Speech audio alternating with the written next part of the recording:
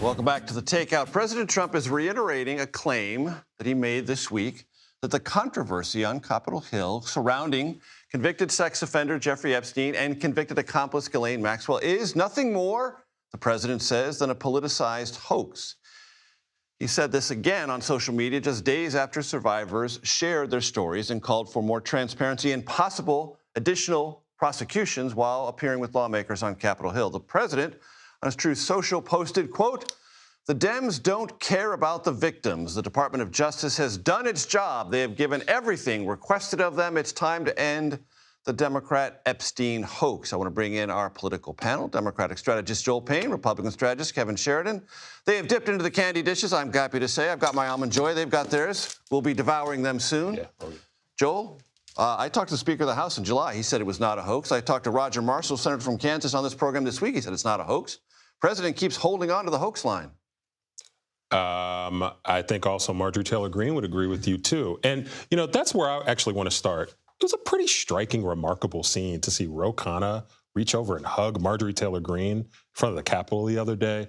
I mean, listen, that does not mean that I would expect to see Marjorie Taylor Greene caucusing with Democrats so that we forget about all the things that she's done over the years. But what it does tell you is that the truth and that transparency is pretty strong. And it can overwhelm a lot of politicization, and it might very well overwhelm what Donald Trump is trying to do by moving the goalpost here on the Epstein saga. Kevin, in terms of political branding, President Trump has obliterated countless naysayers. He knows what branding is about. He is hung on the branding of this as a hoax.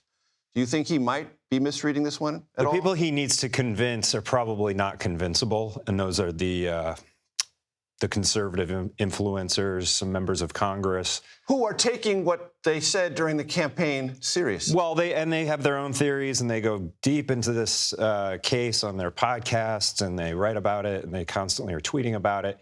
Those are the people that he's trying to calm down, but I don't know that anything short of, yeah, this was a foreign intel op, and it implicates all sorts of high-profile men.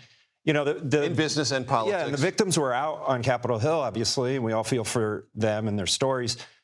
They could start naming names, though, and we still haven't heard anything. And they very well might. They said that they are compiling their own list, and they may, if Congress does not move to a direction satisfactory to them on transparency, they may do just that. Right, but so simply calling this a hoax, I don't think is going to stop the most vocal critics, because they're just not. Or the underlying politics of it. That will continue. So we had news just moments ago from New York City. Mayor Eric Adams called Andrew Cuomo a snake, blamed him for planting stories about him taking or thinking about taking a job in the Trump administration. The latest thing in the New York Times is ambassador to Saudi Arabia, not Turkey, which is interesting, considering the history there. Break all this down, if you could, Joel. Zohran Mamdani is going to be the next mayor of New York City, and everybody is losing their ever-loving mind.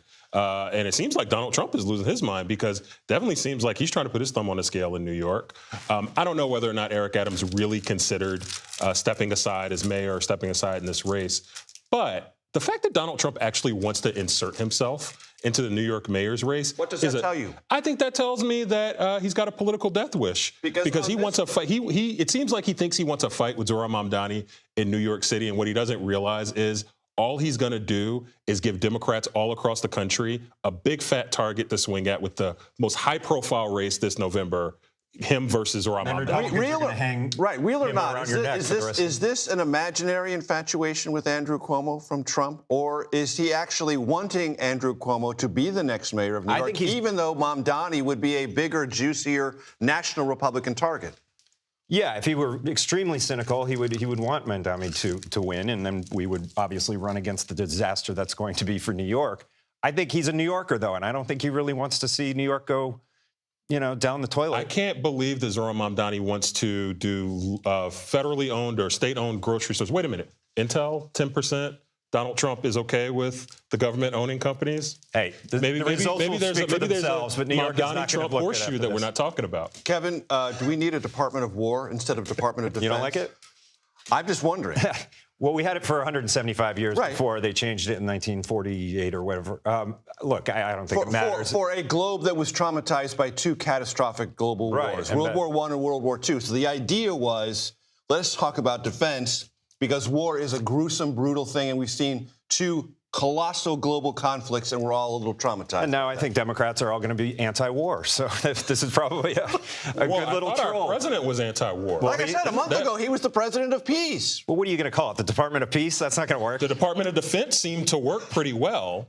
You know what's interesting to me about this? Donald Trump, I'm old enough to remember when Donald Trump said, I will end all wars. I'll end all wars on day one. He just a couple of weeks ago touted how many wars he thinks he ended in his presidency. And what is going on in 7 of them. Venezuela, Kevin? I mean, 3 battleships. We got F-35s going there. We got Venezuelan jets flying over. This is not a game. It's barely being talked about. It's not a game. It's a real thing. Yeah, this is in our own, this is on our side of the globe, and we're actually maybe going to war. It's a hot situation down there. I don't know. Do you think the president deserves to explain more to the country about what's going on? Yeah, eventually he's going to have to do like a national address on this if we're actually taking on a neighbor of ours. Kevin Sheridan, you get the last word and the Reese's. Kit Kat and Crackle for Joel Payne. Thank you both very much. I appreciate it.